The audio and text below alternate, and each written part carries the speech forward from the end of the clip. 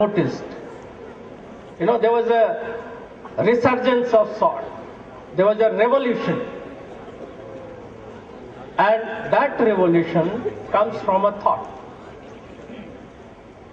When your time comes, when the time of reckoning comes for you, students, what you have to do is you have to present a total personality of yours so that that has lasting effect on nation building. And I assure you, we, after having seen a wonderful performance here and after having heard Father Govis about the annual report of the school, I'm sure you all are going to make our dream come true.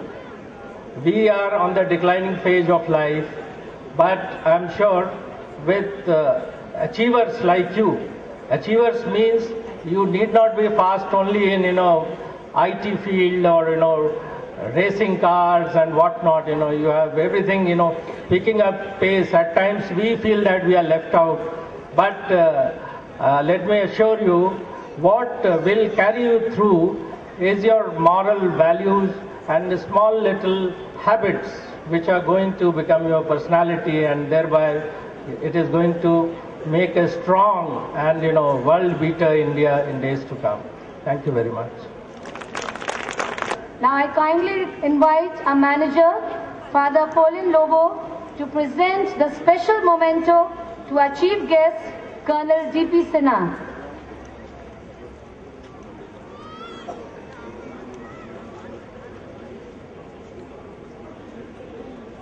जय पीछे से थोड़ा सा side से।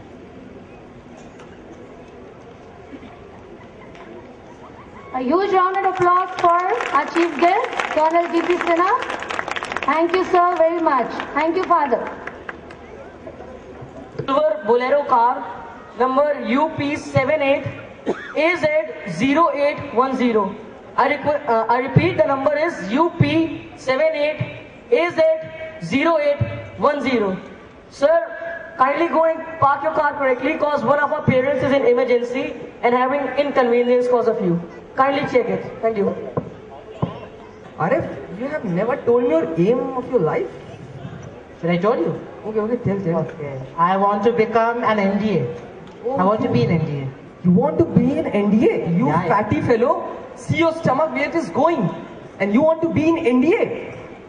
How dare you to say me that? I'll lose my weight. I'm not too fat. Just my weight is 80 kg. Okay, try to lose it fast. Okay, I'll lose. आजकल चलो let's talk about this topic. आजकल महंगाई के मुद्दे पर public की नाराजगी बढ़ती चली जा रही है। हाँ यार, बाइक चलाए हुए तो एक अरसा हो गया और कार तो सपने में ही चला लेते हैं आजकल। कभी कभी तुम एकदम सही बात कहते हो। घर के बाहर खड़ी गाड़ी जो है वो एक स्टेटस बन के रह गई है। हाँ यार, और हमारी आधी सरकार, ये तो थी चलो महंगाई की बात, और बात करते हैं भ्रष्टाचार के बारे में कुछ। हमारी आधी सरकार तिहाड़ जेल में बैठी है। अरे हमें तो लगता है कहीं हमारी अगली कैबिनेट बैठक भी तिहाड़ जेल में ही ना हो सकता है। चलो ये तो थी पृथ्वी की बात। आइए हम और आप सब मिलकर देखते हैं इस वक्त नरक और स्वर्ग में क्या चल रहा है। आइए प्रस्तुत करते हैं एक हास्य नाटक क्लासेस 9 to 12 के बच्चों की तरफ से, यम का भ्रम। So check the sound. गरीब सपरिवार मृत्यु को गले लगा रहे हैं। किसान आत्महत्या को मजबूर है। आम आदमी अपनी जरूरतों को पूरा करने के लिए असमय बीमारियों का शिकार बन रहा है। वहीं दूसरी तरफ सरकार और प्रशासन पूरी मौज में है। जनता की गाड़ी कमाई को 2G, 3G और कॉमनवेल्थ के नेम पर हजम किया जा रहा है। नरेगा और मनरेगा के घोटाले अभी बाकी है मेरे दोस्तों। पता नहीं सरकार की यह फिल्म कब खत्म होगी, पर उम्मीद अभी बाकी है। RTI और जन लोकपाल, इन तलवारों से भ्रष्टाचार रूपी राक्षस का नाश होगा, ऐसा लोगों का यकीन है। समाज में व्याप्त इसी बीमारी को हम अपने हास्य नाटक यम का भ्रम के माध्यम से आपके सामने प्रस्तुत कर रहे हैं।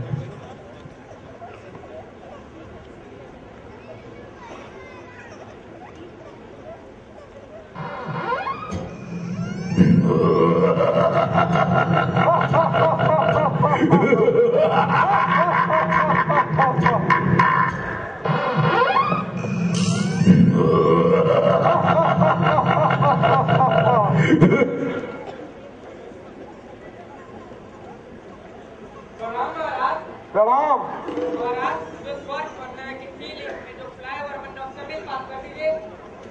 क्या हमारे पुल का निर्माण हो गया है? हाँ महाराज, पुल क्या यातायात भी चालू हो गया है और इसके प्रभारी चित्रगुप्त जी थे और आप चाहे तो चित्रगुप्त से पूछ लीजिए। पर चित्रगुप्त, हमने तो इस विषय में लोगों से कई शिकायतें सुनी है। लोग आरटीआई के तहत इस मामले पर जानकारी चाहते हैं और हमने यहाँ तक भी सुना है कि उस पुल का निर्माण जिस स्थान पर होना था वो वहाँ नहीं हुआ है। नहीं महाराज, तकनीकी खराबियों की वजह से पुल का स्थान बदलना पड़ा। अगर आपको मेरी बातों पर विश्वास नहीं है तो ये पुल के चित्र देख लीजिए।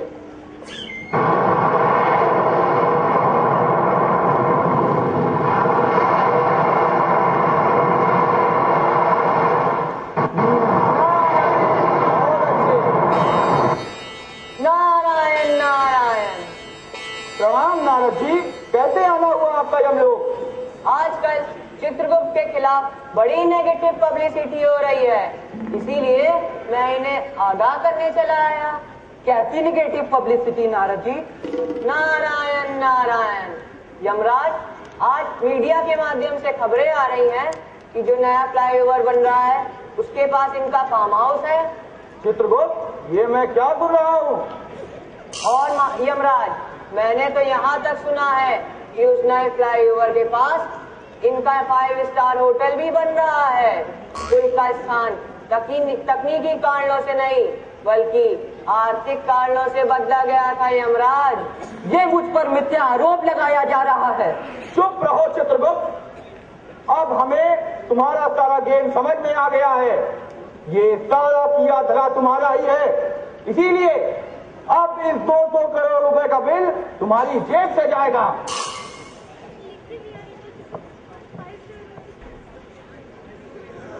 वो भी मेरी जेब से। दिमाग चलाना होगा चित्रगुप्त, दिमाग। महाराज के सामने कोई नई स्कीम लानी होगी, बिल्कुल नई।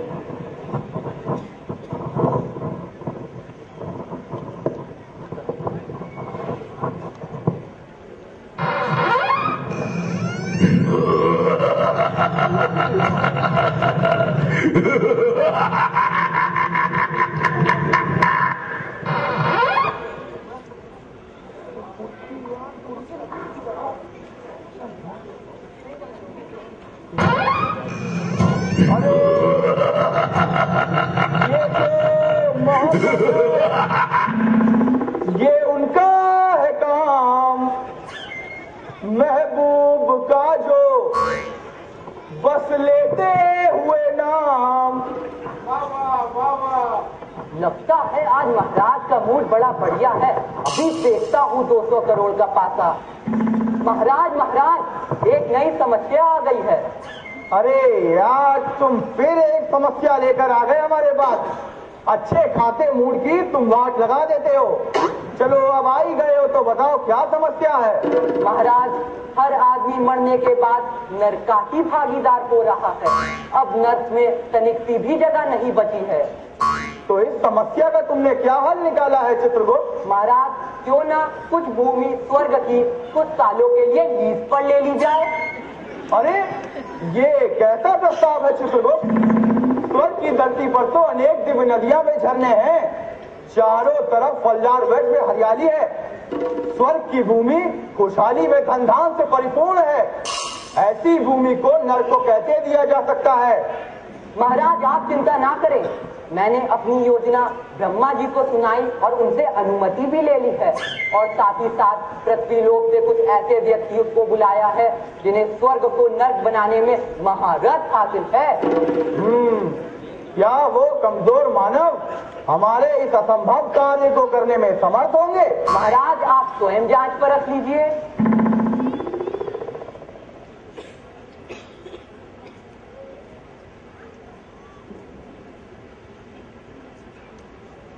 अरे, ये कौन आ गया दुर्जन सिंह से पहले? और ये कैसे नृत्य कर रहा है? महाराज, ये काल चक्र है, काल चक्र। जब आपका काल दंड फेल हो जाता है तो यही काल चक्र प्रभावी होता है। दुर्जन सिंह जैसे व्यक्ति जो काल दंड पर विजय प्राप्त कर चुके हैं, उनकी मृत्यु तो इसी काल चक्र से संभव है।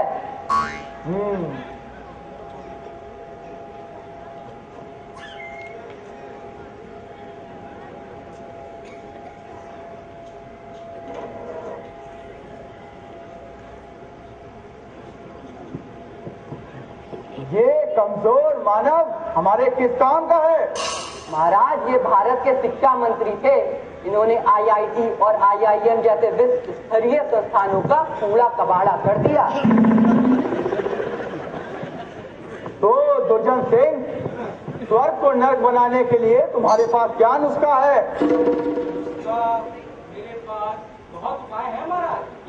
एक कार्य कीजिए, स्वर्ग में अति विशेष और अयोग्य लोगों को 99% रिजर्वेशन दे दीजिए। लेकिन उससे क्या होगा? इससे स्वर्ग में अराजकता फैल जाएगी और जिसे आरक्षण नहीं मिलेगा वह हिंसा का रास्ता अपना लेगा। बहुत अच्छे। इसके अलावा और कोई उपाय है तुम्हारे पास? एक और उपाय है महाराज। आप स्वर्ग में रावण और महिषासुर जैसे राक्षसों को देवताओं का स्टेटस दे दीजिए। नहीं नहीं, ये तो सरासर गलत होगा। गलत तो होगा महाराज, पर इसी से हमारा मकसद पूरा होगा। ऐसा करने से अधर्म का विस्तार होगा और धर्म क्षीण हो जाएगा। ठीक है ठीक है, इन्हें सम्मान पूर्वक राजभवन तक पहुंचाया जाए। जी हुजूर।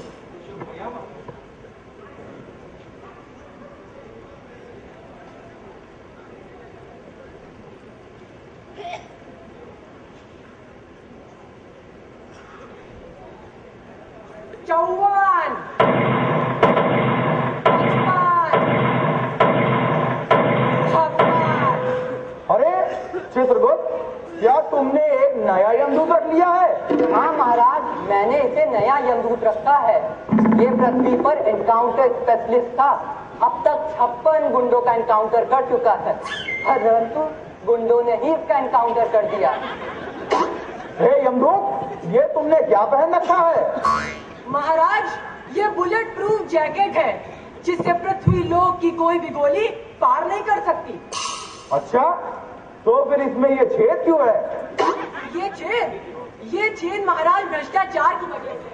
हमारे पुलिस विभाग में भ्रष्टाचार इतना फैल गया है कि जवानों की जान बचाने वाली जैकेट को भी ये नेता, ये ऊंचे अफसर नहीं छोड़ते। जब तुम इतनी बहादुरी का कार्य कर रहे थे तो नर्क में कैसे तुम्हारा आना हुआ? मैं क्या बताऊं महाराज, मैं पुलिस में तो मैं काम करता ही था, साथ साथ मैं माफिया लोगों के लिए भी काम करने लगा। वो मुझे पैसे देते थे दूसरे माफिया लोग को मारने के लिए, पर मुझे क्या मालूम था कि आपकी डायरी में सब नोट हो रहा है।